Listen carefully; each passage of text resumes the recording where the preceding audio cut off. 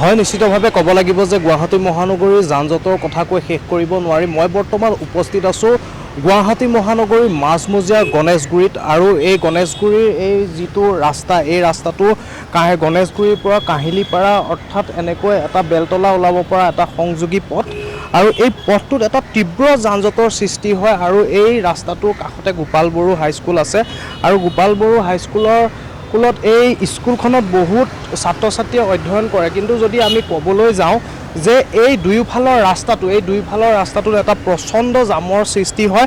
মোৰ video' journalist সহযোগী ধ্ৰুৱ আছে, ধ্ৰুৱ ইয়াৰ সামগ্ৰিক পৰিৱেশটো দেখুৱাব আৰু ইয়াত ক'বলৈ গ'লে দুয়োফালৰ পৰা যি গাড়ী মটৰচাইকেল অহা যোৱা হয়, অহা যোৱাৰ ফলত তীব্ৰ যান-জঁটৰ সৃষ্টি হোৱাৰ উপৰিও এই ৰাস্তাটোৰ কাষতে বহুত বাইক বা গাড়ী আনি ৰখাই দিয়া হয়। ৰখাই দিয়াৰ ফলত প্ৰচণ্ড জামৰ সৃষ্টি হয় আৰু মানুহে এই জামটোত বহু সময় ধৰি ৰখিবলগীয়া হয় আৰু আমি কেমেৰাৰ জুম কৰি যিমান দেখুৱাব পাৰোঁ আমি দেখুৱাবলৈ যত্ন কৰিম। আৰু এই যি বজাৰ বহোৱা হয় আৰু এই বজাৰ কৰিবলৈ যিসকল গ্ৰাহক আহে আৰু গ্ৰাহকসকল অহাৰ ফলতো ইয়াত প্ৰচণ্ড জামৰ সৃষ্টি হয়। আৰু ক'ব লাগিব যে চৰকাৰে বিভিন্ন ঠাইত উৰণীয়া সেতু নিৰ্মাণ কৰিছে, কিন্তু উৰণীয়া সেতু নিৰ্মাণ কৰিছে যদিও এই ৰাস্তাটোত কোনো ধৰণৰ তেনেকুৱা পদক্ষেপ লোৱা নাই আৰু পদক্ষেপ নোলোৱাৰ কাৰণে ইয়াত প্ৰচণ্ড এটা জামৰ সৃষ্টি হয়। আৰু ক'ব লাগিব যে এই ৰাস্তাটোৰ লগতে দিছপুৰ যিখন থানা, দিছপুৰ থানাখন আছে যদিও তেওঁলোকেও কোনো ধৰণৰ ইয়াত পদক্ষেপ গ্ৰহণ নকৰে বা গাড়ী আহি ইয়াত ৰখাই থোৱা হয়। গাড়ী আহি ৰখাই থোৱাৰ পিছতো তেওঁলোকে কোনো ধৰণৰ ইয়াত পদক্ষেপ আজিলৈকে লোৱা দেখা পোৱা যোৱা নাই। আৰু এই আমি কেমেৰাৰে দেখুৱাব ধ্ৰুৱই এয়া বজাৰ বহে আৰু বজাৰসমূহ বহাৰ ফলতো ইয়াত এটা প্ৰচণ্ড জামৰ সৃষ্টি হয়। আমি লেংডন বাতৰি প্ৰতিগৰাকী দৰ্শকক আমি দেখুৱাই আছোঁ যে এক্সক্লুচিভ প্ৰতিবেদন আপোনালোকক আমি দেখুৱাই আছোঁ যে ইয়াত এটা কেনেকুৱা জামৰ সৃষ্টি হয়।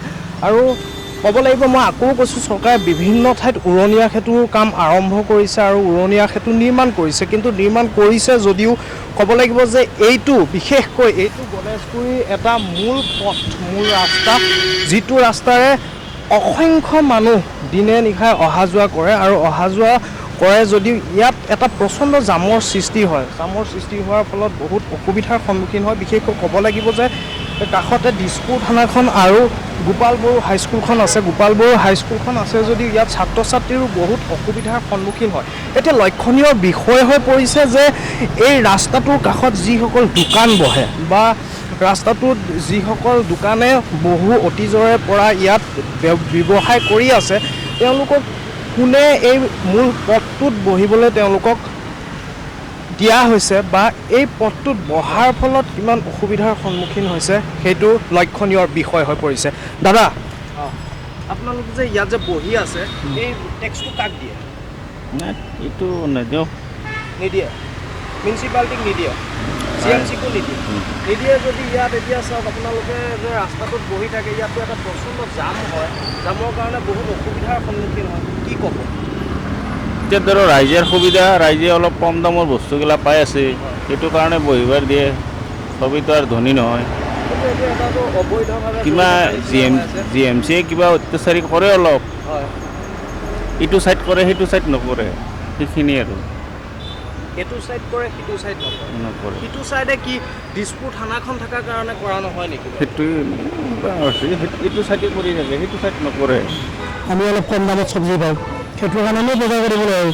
যদি চৰকাৰে বজাৰখন উঠাই দিব বিচাৰে তেতিয়াহ'লে আমাৰ দৰেতো গৰীব মানুহ আমি মৰিব লাগিব, কাৰণ যিহেতু বজাৰত যি বস্তুৰ দাম, বজাৰবিলাক বেয়া মানে নাচাওঁ। এতিয়া আমি যিহেতু কাষ্টমাৰ হিচাপে আমাৰ অলপ অসুবিধা হয় অহা যোৱাত, বা গাড়ী এখন আছে ছাইডেৰে যাই থাকোঁতে কোনোবা গাড়ী এখনে মাৰি দিবও পাৰে।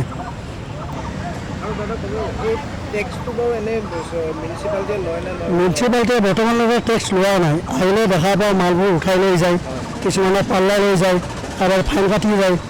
যোৱা পৰহি দিনাখন মোৰ খোলালী দোকানত 1200 টকা ফাইন ভৰিছোঁ।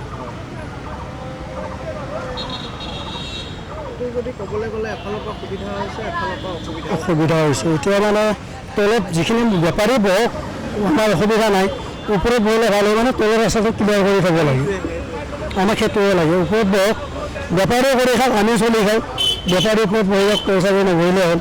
তো ওচৰতে বহাটো বন্ধ কৰিব লাগে। এইটোতো বহিবই নিদিয়ে দাদা, এইটো ৰাস্তাত বহি আছোঁ কিন্তু বহিবই নিদিয়ে। এতিয়া এনেই বহি আছোঁ ৰাস্তাত, এইটো চাইডত বহি কিবা যদি অসুবিধা হয় গাড়ী আছে এইটো ৰাখাই লৈ যাওঁ, কিবা মানুহ যদি অসুবিধা হয় বা কিবা কাৰণত যাব লাগিল যাই এতিয়া যাব নোৱাৰে, এনেকুৱা হয়। মিউনিচিপালিটিৰ মানুহ আহি অসুবিধা কৰে নে নকৰে? কৰে কৰে অঁ অঁ এইটো এনেকৈ বহি আছোঁ আৰু কোনো কাম চাম নাই, ঘৰৰ ল'ৰা ছোৱালী আছে স্কুলত পঢ়া লাগে, কিবা খৰচা এটা লাগে সেইকাৰণে বহি থাকোঁ।